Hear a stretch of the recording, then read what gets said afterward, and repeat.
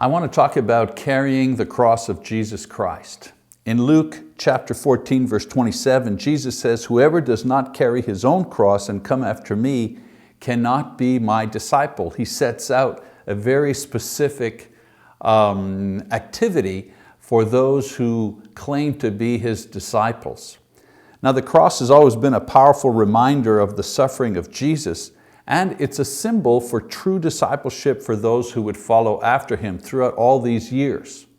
It's also a reference point for things that Christians must suffer in order to continually, faithfully serve the Lord. We often say, "I carry my cross," and in saying that, we're talking about the type of suffering, the type of difficulties that believers have in continuing to be disciples of Jesus.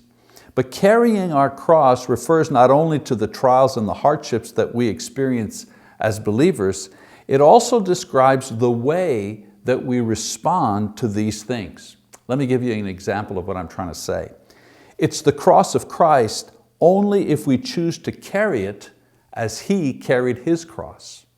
In other words, we don't have a choice for much of the suffering we experience in our own lives. However, if we choose to bear our sufferings in the Spirit of Christ and with His glory and with hope in Him, if that's the way that we carry our cross, then this is something that we can control. In other words, we can't control the type of things that happen to us to cause us suffering, but we can control the way that we react to these things. And if we choose to suffer in this way, then this transforms our suffering into the cross of Christ. Another idea behind the carrying of the cross is this: it is the cross of Christ if others see it as the cross of Christ in us. Let me explain. Jesus openly carried the instrument of His death on His back. He wasn't ashamed to die for us in a very public way. He literally carried the cross upon which He was crucified. Jesus confessed our name through His suffering on the cross, and we must not be ashamed to confess His name with our sufferings as well. There's a lot of singing, there's a lot of, you watch on television, people are singing all kinds of songs of praise to Jesus, which is good, mind you. And there's public worship and there's excitement and all these good things, and people say, wow, we're confessing the name of Christ. And indeed they are, in a very safe way, in a very easy way. But Jesus tells us the way to confess His name, the way He confessed our name, is by carrying His cross. If others know that our faith in Him is firm despite our suffering, then our cross glorifies God just like the cross of Jesus glorified Him as well. And maybe one other idea about this cross-carrying business. It's the cross of Christ if we resurrect from it like He resurrected from His cross. You see, suffering all by itself will not redeem the soul. Pain can make a person grow mature. Obstacles can develop patience and wisdom. We see that always by observing various individuals on the news or in the newspapers who suffer tremendous things and who become very stoic in their suffering, but they have no faith in Christ.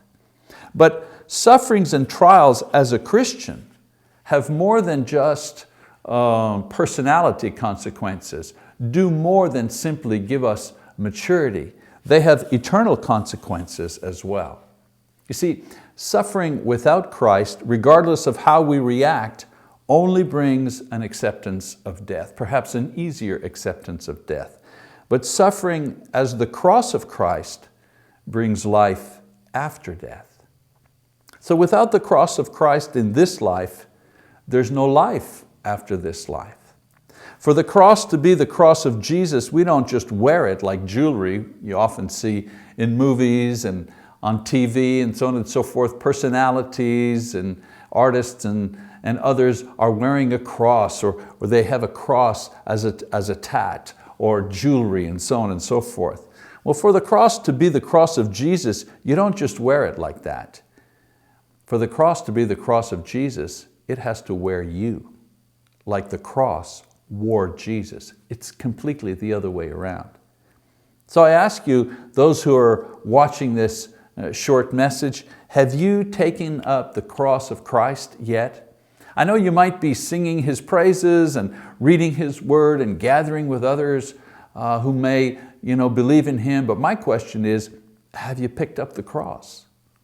You take up the cross at first in the waters of baptism as you confess His name and as you repent of your sins. Acts chapter 2, verse 37 to 38. And you carry it every day by persevering in faith. Not persevering in trying to be perfect, because that's a very discouraging thing, but in persevering in faith despite your imperfection, despite the obstacles, despite the difficulties in life, persevering day after day after day. That's what carrying the cross is all about. And you finally put it down when Jesus comes for you in death, or He comes for all of us in resurrection. Whoever you are, wherever you're at, Jesus calls you to pick up your cross and follow Him. I hope for your eternal well-being that you'll do that today.